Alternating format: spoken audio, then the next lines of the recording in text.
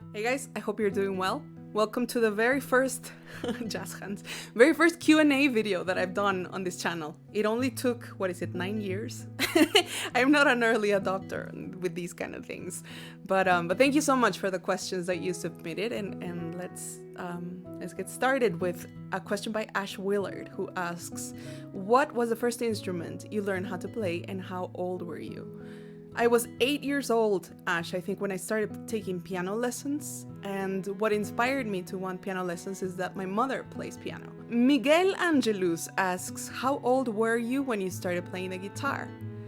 That happened a few years later when I was about, I would say, 13, I think. And the way that happened is my sister introduced me to Pearl Jam, to the album 10, and I fell in love with it, head over heels. I was going to marry Eddie Vedder. That didn't work out. My mother had a nylon string guitar that she played when she was younger. She let me borrow it, and I started looking for tabs online, and I proceeded to destroy that poor nylon guitar because I insisted on playing with a pick, and it was like this very fragile wood, and but I was playing with a pick because I wanted to rock and be like Nirvana and Pearl Jam and Red Hot Chili Peppers and all those people. How did you learn guitar? Asks Anamaru Lilian. The way that I learned initially is a combination. First, my mother had a sheet of paper that her guitar instruction back in the day had given her. It was hand-drawn chord charts. So I started with those, and it was also around the time where people started uploading. I just dated myself. Back in the day when guitar tabs began existing. But yeah, people were posting tabs online, and so I would look for them and try to learn from that. When did you start singing? Asked somebody that anonymous. I don't know the name. I started singing as soon as I started writing music, because and the way I started writing music was I always loved writing short stories for school, and then I started writing poems. I think we had 1 or 2 assignments to write a poem, but then I kind of kept to it, and eventually, because of the grungy music that I was listening to and everything, I just started thinking of the poems as lyrics. And so I got curious, and I'm like, ooh, what if I add a little, melody and chords? And I started writing that way because of poems that transformed into songs. And that was around the time I was, I think, 14, 15. No, 14 is when it started. Which do you prefer playing, guitar or piano? And the question is asked by your forgotten violin. Hi. I think you're like asking me to choose children. I think I prefer a guitar. I connect more to the guitar when it comes to writing. The piano to this day continues to intimidate me a bit because I've never been truly good at it. Yeah, I think I prefer the guitar. Don't tell the piano. What inspired you to create music, and what did you have to do to create songs? A question by Paris. I think it was what I mentioned about always liking to write and to share stories. And I really liked how I noticed that music just makes me feel something, whether it's good or sad or something. Just I've always been very drawn to that, the fact that the combination of words and melodies can change your mood or make you reflect. I really like that, and I wanted to try to do that as well. The next question is by Vladimir, and he asks, Malu, did you study in music school? If so, on which instrument, or was it a vocal department? I went to Berklee College of Music in Boston, Massachusetts, and I auditioned on piano. And I did 3 semesters of piano, but I had to change instrument by that time because piano at Berklee was too difficult for me.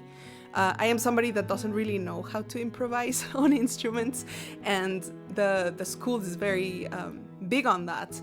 And I also didn't have the discipline to memorize all the scales and chords and progressions. I just couldn't do it. And so I ended up switching to hand percussion. Hand percussion encompasses instruments like congas and bongos and timbales and shakers and chequeres and all these fun things. And the thing is, before leaving for Berklee, I had been studying percussion at a music school in Monterrey. I was studying orchestral percussion, but also took some Latin percussion workshops. And so I was better at that. My rhythm was okay. But yeah, I to this day, I kind of feel regret that I didn't try harder to complete the piano program. But I was just too scattered, I think, to be able to focus and really dive into the instrument. Shaman Charlie asks, I love all your videos so far, but especially the ones where you use fictional languages like Dovahkiin. Are you planning to do more stuff with fictional languages? And would you be interested in making original songs used in different languages? Absolutely. I really, really like trying to sing in other languages, whether they are real or made up. It's equally as fun for me. And I do hope to find more excuses to do that. I even tried for one of the original Skyrim song that I posted here on YouTube called Vokul Fenma. I even tried my hand at writing in this made-up language. I'm super drawn to it. What I love about it is that it's very much related to singing technique, to vocal placement, where certain languages consonants are more forward or more backward, and all these little nuances that I love trying to identify. It's a lot of fun. Thomas75A asks, which albums have you released so far? I have a vintage album called All of the Above of original music. It's on Spotify, again, under my real name, Judith de los Santos. And so yeah, it has some original songs, and that was released vintage times 2006, I believe. So I'm recording another one next month that I hope to release before the end of the year. I also have the Dragonborn Comes album that I released with all the Skyrim covers, and I believe those are it at the moment. I do hope to increase this list. Peter Worrell asks, if you could perform anywhere in the world, where do you wish you could perform? I would love to perform in a castle for like a Renaissance festival, medieval festival, something like that. It would be such a dream. I'm such a fool because I was invited precisely to perform at a opportunity like that, but it was during a time when I had a lot of stage fright, and I was like, oh no, I can't. I am busy. I wasn't busy. I was terrified. But I would love something like that. I think streaming on Twitch has helped me combat the stage fright. I feel better about it now. Andy Bobandi asks, have you ever been recognized in the streets? No. There was one time at I think it was a Pokemon concert that somebody was like, hey, Malukah, and I was like, what? But no, I don't get recognized. I think I am internet famous in such a small niche that I absolutely I don't get recognized at all. Vodka NL asks, what would you be doing right now if you were not singing? I would have a stationery store, just a room full of papers and notepads and pens and glitter and all these lovely things that I love to look at. I would love to have a stationery store if it were a viable business opportunity. That's what I would be doing. Macro asks, what are your top 3 microphones? I think one that I am super attached to by this point emotionally is an Audio-Technica 4047. That's the one that I've been working mostly on for I think since 2005. It's the one I recorded Dragonborn with. I just feel that at the price point it's fantastic, and I feel that it particularly works well for my vocal tone. When I've compared it to other microphones in that price range, I just feel it sounds better. The other microphone that I've been really enjoying it since I got it fairly recently is called Blue. It's by Blue, and it's called Bottle Rocket Stage 2, and it's a tube mic. And they don't make this particular model anymore. I'm not sure why, but I really, really, really think it sounds nice. And those are basically the two mics that I'm using for recording. I use the Audio Technica for the everyday recording for demos. I'm doing work in progress and stuff, and when I'm ready to record for real, I bring out the blue mic, because the blue mic is a bit more fragile, and I'm the kind of person that if I have that on the stand constantly, I'm going to drop it and break it. For streaming, I've been using this mic in particular, and it's also by Blue, and it's called the Blue Baby Bottle, and I like it. It's been super nice to have this for streaming. Cynical721 asks, how did you come up with your online name? Is it a nickname from your youth, or is it just made up? It's just made up, and let me explain. I started playing World of Warcraft, and I was making a night elf and wanted to find a name that felt fitting of a night elf. And I just played around with syllables until I thought I found Malukah. I later found out that it's a name that exists in other languages. But yeah, I had made it up, and then I kind of used that for like my gamer tags and all that kind of stuff related to gaming.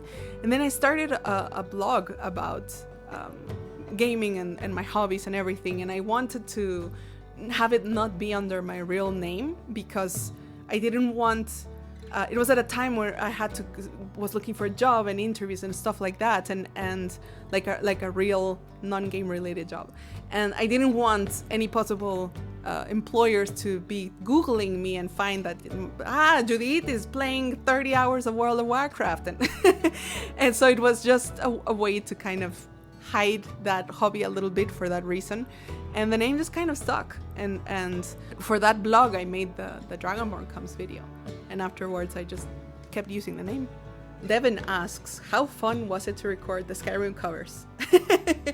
It was pretty fantastic. I have to say, Dragonborn was a super special moment where I think just the stars aligned, everything just clicked, it was effortless, and I think the one after it, which was Age of Aggression, was a little difficult to make because Dragonborn had gone viral, and I just felt I felt very stressed, very shocked, and was terrified. But once I got over those kind of feelings, it's just fun. Skyrim's music by Jeremy Soule is so beautiful. Redstone Tool asks, did you know when you started doing YouTube just how many people's hearts you would touch with your music? I had no idea.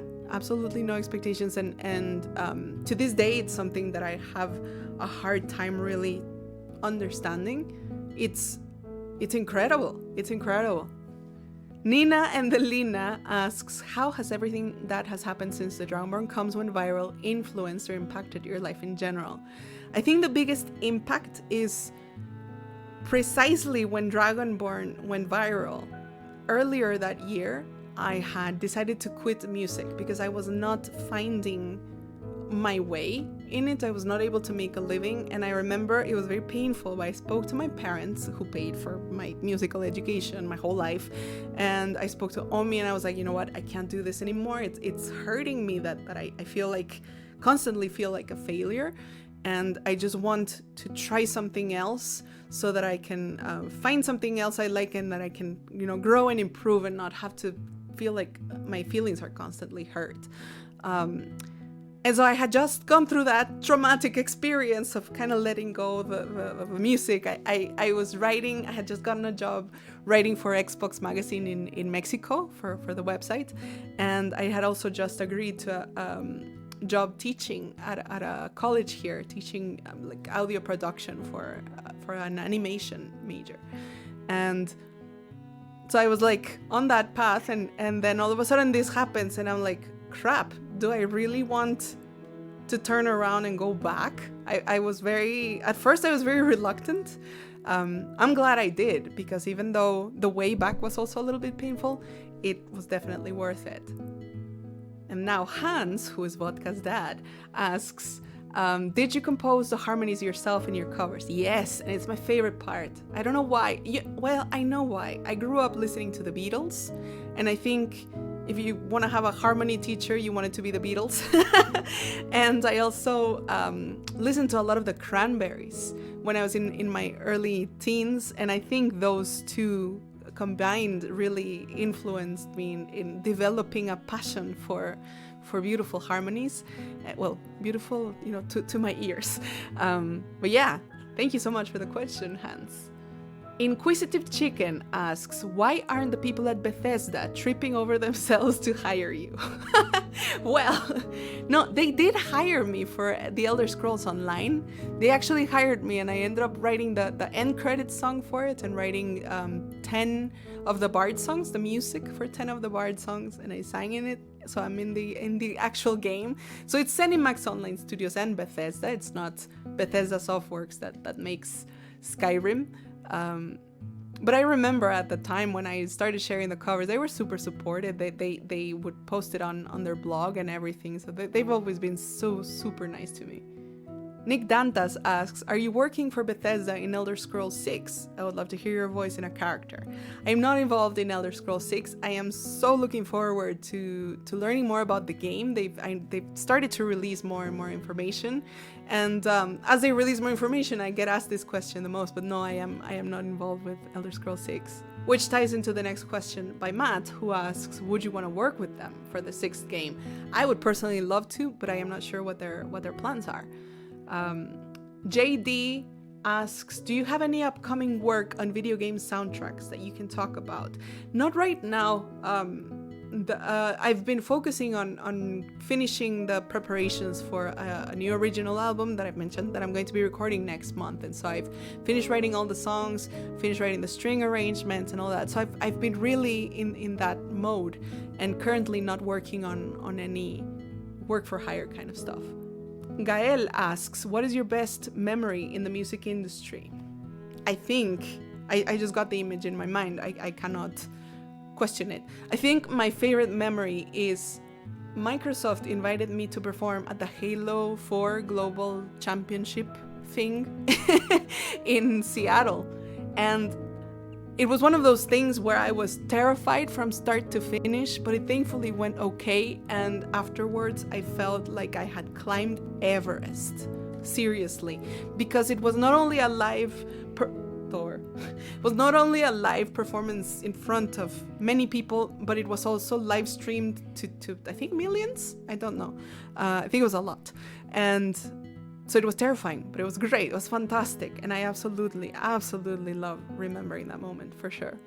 I have some questions left over, but I feel the video is getting kind of long. Thor is dreaming. If you'd like me to make another one to continue answering them, please let me know in the comments. And if you have any questions that you'd like me to answer, thank you so much for watching and for your support on this channel. I will talk to you soon, you guys. Bye.